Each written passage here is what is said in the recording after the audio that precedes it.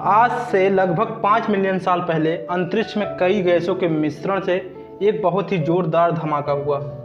इस धमाके में एक बहुत ही बड़ा आग का गोला बना जिसे हम सूर्य के नाम से जानते हैं। इस धमाके के कारण चारों ओर धूल कण फैल गए।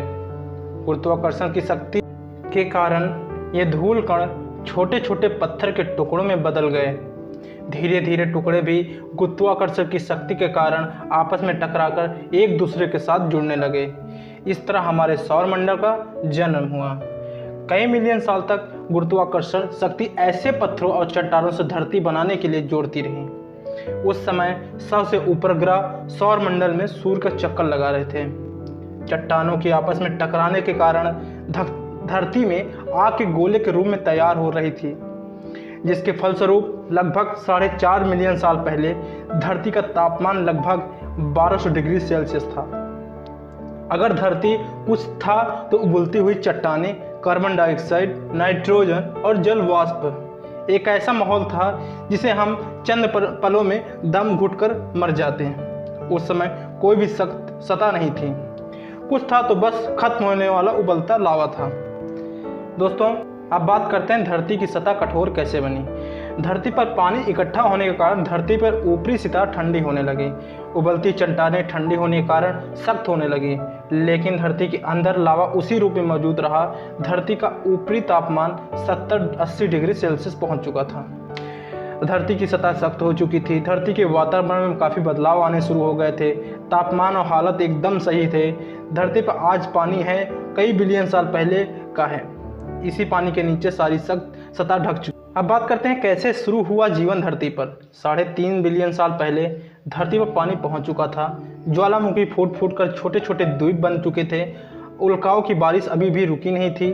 पानी और नमक के अलावा उल्का और कुछ ला रहे थे, कुछ ऐसे खनिज पदार्थ जो जीवन की उत्पत्ति करने की मदद कर सकें। ये खनिज पदार्थ कार्बन, एमिनो एसिड थे। ये दोनों तत्व पृथ्वी पर पाए जाने वाले हर जीव जंतु और पौधे में पाए जाते हैं।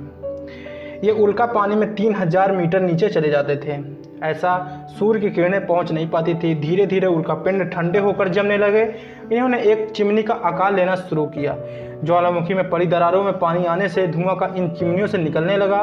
पानी एकदम पूरी तरह से केमिकल सूप बन गया। इसी बीच पानी में समित केमिकल को बीच का ऐसा रिएक्शन हुआ जिससे माइक्रोस्कोप का जीवन का आरंभ हुआ। दोस्तों, अब हमारा अगला पॉइंट है कि बिना पेड़ पौधे के ऑक्सीजन धरती पर आया कहां से। दोस्तों, अब इसकी जानकारी लेते हैं। दोस्तों, इस सवाल का जवाब जानने से पहले 3.5 बिलियन साल पीछे जाना पड़ेगा।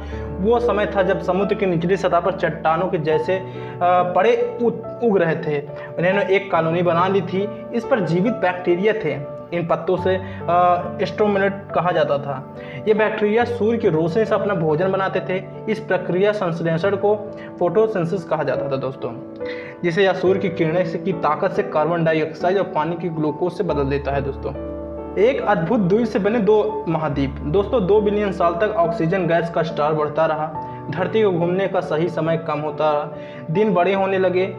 1.5 मिलियन साल पहले 16 घंटे के होने लगे थे। कई बिलियन साल बाद सागर के नीचे दबी धरती ऊपरी सतह पर कई प्लेटों में बंट गई। धरती के नीचे फैले लावा ने पूरी सतह को गतिमान कर दिया। इस गति के कारण सारी प्लेटें आपस में जुड़ गई। एक बहुत विशाल द्वीप तैयार हुआ और कुछ दिन बाद धरती पर एक दिन 18 घंटे हो चले थे। दोस्तों, ऐसी जानकारी और फैक्टफुल वीडियो देखने के लिए हमारे चैनल को जरूर सब्सक्राइब कर लीजिए दोस्तों, और इसे शेयर करना ना भूलें। ऐसी जानकारी से रहित वीडियो आपको